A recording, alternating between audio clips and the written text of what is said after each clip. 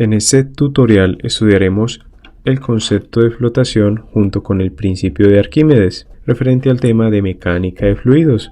Para ello empezaremos efectuando un breve análisis sobre estos conceptos. Podemos observar que es relativamente fácil levantar a una persona que se encuentra sumergida en una piscina o en un estanque, pero hacer lo mismo fuera de ella es mucho más difícil. Como un objeto en un líquido es más fácil de levantar o requiere menos fuerza, debe existir una fuerza hacia arriba que actúe sobre el objeto dentro del líquido, la cual va a equilibrar parte del peso del objeto, y también va a haber una fuerza hacia abajo debida al peso del fluido que se encuentra sobre el objeto que se sumerge. Para ilustrar el principio de Arquímedes, consideraremos el caso de un objeto sumergido en un líquido como el que estamos presentando, pero en lugar de dibujar las fuerzas que actúan vamos a considerar las presiones. En este gráfico hemos ilustrado las presiones sobre el objeto y también hemos ilustrado la profundidad sobre la cual actúan. Podemos observar que la presión del líquido que actúa hacia abajo sobre la parte superior del objeto es una presión hidrostática, denotada como P1 igual a la densidad del fluido por la gravedad por la profundidad a la cual se da esa presión hidrostática, es decir, H1, y la presión del líquido que actúa hacia arriba sobre la parte inferior del objeto es P2 igual a la densidad del fluido por la gravedad por la profundidad 2. En este gráfico tenemos entonces que H va a ser igual a la altura del objeto, igual también a la diferencia entre la profundidad en 2 menos la profundidad en 1. Esas ecuaciones que hemos obtenido vamos a denotarlas como la número 1 y la número 2. Podemos observar que H2, es decir, la profundidad en el punto 2 es mayor que la profundidad en el punto 1. Y debido a esto, la presión hacia arriba es mayor que la presión hacia abajo. Es decir, P2 es mayor que P1 en magnitud, con lo cual podríamos escribir esta diferencia como P2 menos P1, pero usualmente se suele expresar esta diferencia de presiones en términos de fuerza, y definimos entonces la fuerza de empuje F(E) minúscula como la diferencia entre la fuerza 2 menos la fuerza en 1, y esta ecuación la denotamos como la número 3.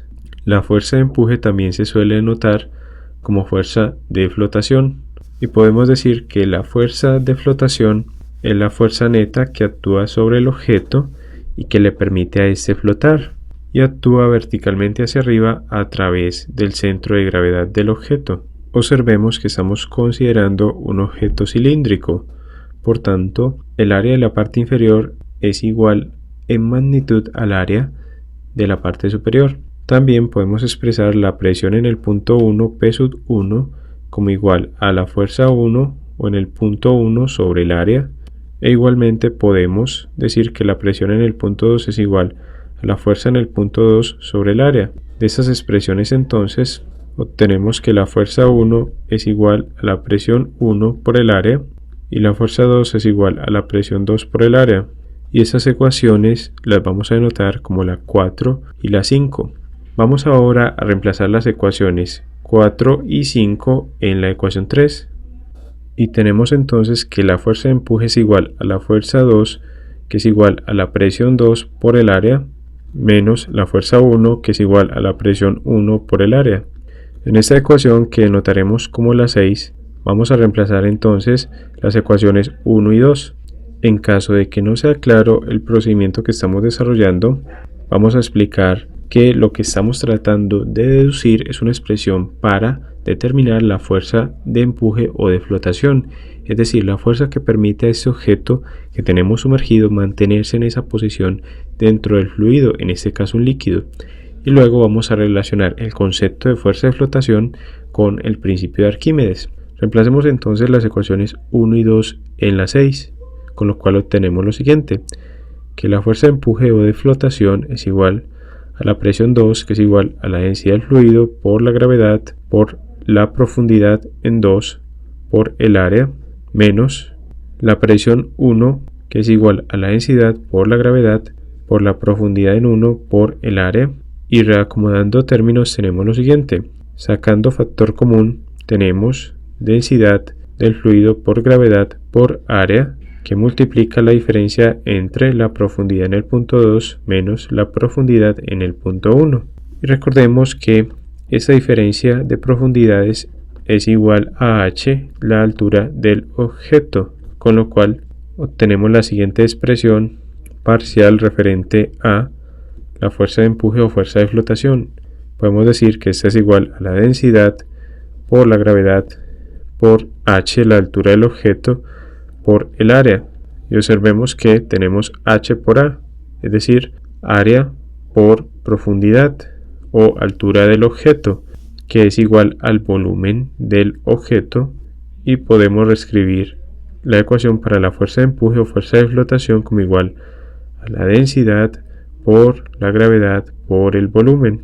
Pasamos este término de volumen delante de gravedad y tenemos entonces que la fuerza de empuje es igual a la densidad por el volumen por la gravedad. Observemos que tenemos el término o el producto densidad por volumen, que es igual a la masa del fluido desplazado. ¿Por qué? Por la definición de densidad, la cual nos dice que la densidad es igual a la masa sobre el volumen, y si despejamos la variable masa, esta es igual a la densidad por el volumen. Obtenemos de este modo la siguiente expresión para la fuerza de flotación o fuerza de empuje como igual a la masa del fluido por la gravedad.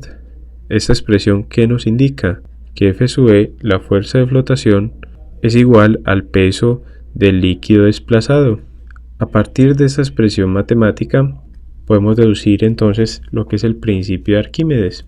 El principio de Arquímedes se puede entonces enunciar del modo siguiente: cualquier cuerpo sumergido completa o parcialmente en un fluido es empujado hacia arriba por una fuerza igual al peso del volumen de fluido desplazado por el cuerpo. Y efectivamente, si observamos la forma de esa ecuación, tenemos que la fuerza de empuje, es decir, la fuerza con que el fluido es empujado hacia arriba por una fuerza, es igual al peso del volumen de fluido que se desplaza por el cuerpo. Otra forma de enunciar el principio de Arquímedes es la siguiente: un objeto dentro de un fluido es impulsado hacia arriba por una fuerza de empuje igual al peso del fluido que se desplaza, tal y como se puede interpretar de la ecuación que hemos obtenido para la fuerza de flotación o de empuje. Vamos ahora a resolver un breve ejemplo en el que aplicaremos el principio de Arquímedes considerando la flotación de un cuerpo sumergido. El presente ejemplo sobre la aplicación del principio de Arquímedes dice lo siguiente: un bloque de madera de masa 20 kilogramos en forma de cubo mide 50 centímetros por lado y se hace sumergir bajo el agua. ¿Qué fuerza se necesita para mantenerlo sumergido en el agua? Observemos en el gráfico que tenemos entonces un cubo de madera que hemos sumergido en el agua y lo vamos a mantener ahí sumergido. Pero para mantenerlo ahí sumergido necesitamos entonces aplicarle una fuerza constante. Nos piden entonces hallar esa fuerza con la cual debemos mantener sumergido el bloque. Para resolver este ejemplo, primero vamos a deducir los datos del enunciado. Nos indican entonces que tenemos un bloque de madera cuya masa es de 20 kilogramos y que tiene forma de cubo donde cada lado mide 50 centímetros. Es decir que L es igual a 50 centímetros, valor que multiplicamos por el siguiente factor para tenerlo en unidades del sistema internacional por un metro, que se relaciona con 100 centímetros. Cancelamos las unidades de centímetros y obtenemos que cada lado del cubo presenta un valor de 0,5 metros. Otro dato adicional que debemos tener presente, aunque no está dado en el enunciado, es la densidad del agua, que podemos tomar como igual a 1000 kilogramos por metro cúbico, es decir, la densidad del fluido, que vamos a denotar como ρ sub F. Vamos ahora a hallar el volumen del cubo que se encuentra sumergido.